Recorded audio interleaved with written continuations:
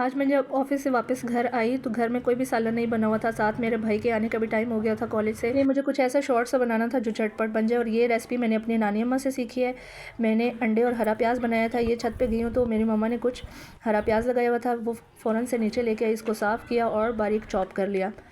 یہ اتنا مزے کا بنتا ہے کہ دیکھنا آپ دوبارہ بھی بنائیں گے۔ اس کے لیے میں نے اب پین میں آئل لے لیا اور میں پیاز کو چاپ کر کے اس میں ڈالوں گی۔ ان کو تھوڑا سا کریٹیو کیا کریں، کبھی پیاز سوتے کر لیا کریں ہلکا، کبھی اس کو براؤن کر لیا کریں۔ ریسیپی وہی ہوتی ہے، بس ہم نے تھوڑی سی آلٹریشن کرنی ہوتی ہے۔ اب یہاں پہ میں نے گرین پیاز بھی کاٹ لیا تھا اور یہاں پہ میں پیاز کو سوتے کروں گی اور اس میں ٹماٹر چاپ کیے ہوئے ڈالوں گی۔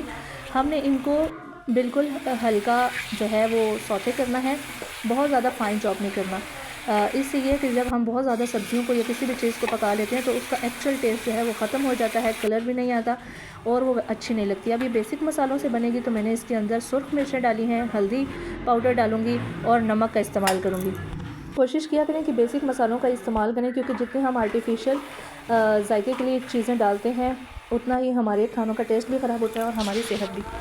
یہاں پہ ٹماٹر بھی ہم اچھے سے آئل میں بھون لیں گے اور اس کے بعد ہم 3 انڈے لیں گے۔ انڈوں کو اچھی طرح سے وسک کرنا ہے، جتنے انڈوں کو زیادہ وسک کیا جائے اتنے وہ زیادہ پھولتے ہیں اور اتنے وہ زیادہ اچھے اور فریش بنتے ہیں۔ تو ہم نے انڈوں کو اچھے طریقے سے وسک کر لیا۔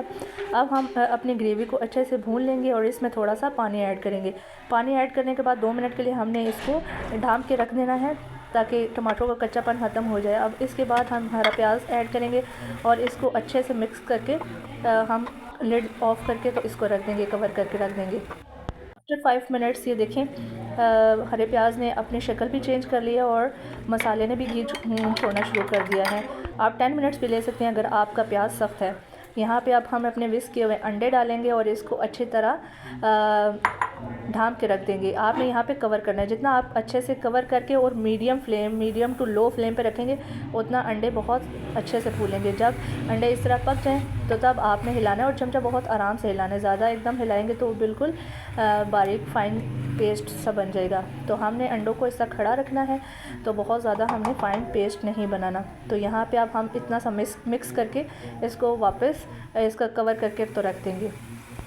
اب بیچ بیچ میں ہم ہلکے ہاتھوں سے چمچ چلاتے رہیں گے تاکہ اچھے سے سالن بھی بن جائے اور یہ پک کے آئل بھی چھوڑ دیں۔ جب آئل چھوڑ دے گا اس کا مطلب ہے یہ ریڈی ٹو سرو ہے۔ آپ یہاں پہ چاہیں تو ہلکا سا پانی بھی لگا سکتے ہیں اگر آپ کو لگ رہا ہے کہ تھوڑا سا کچا۔ یہاں پہ ہمارے ریڈی ہو گئے تھے اور ساتھ ساتھ میں نے روٹیاں بھی بنا لی تھی۔ اگر آپ کی نانی یا دادی اماں کو اس طرح کی ریسپی بناتی ہیں تو آپ ہم سے شیئر کر سکتے ہیں۔ یہ پھر میں نے اپنے بھائی کے لیے پلیٹ بنا کے دی کیونکہ وہ ویٹ کر رہا تھا، جتنی دیر میں میرا سالن بنتا روٹی بنتی اتنی دیر میں بھائی بھی آ گیا تھا۔ کھانا کھایا اور اللہ تعالیٰ کا ڈھیروں ڈھیر شکر ادا کیا۔ Kindly follow my recipes. Thank you.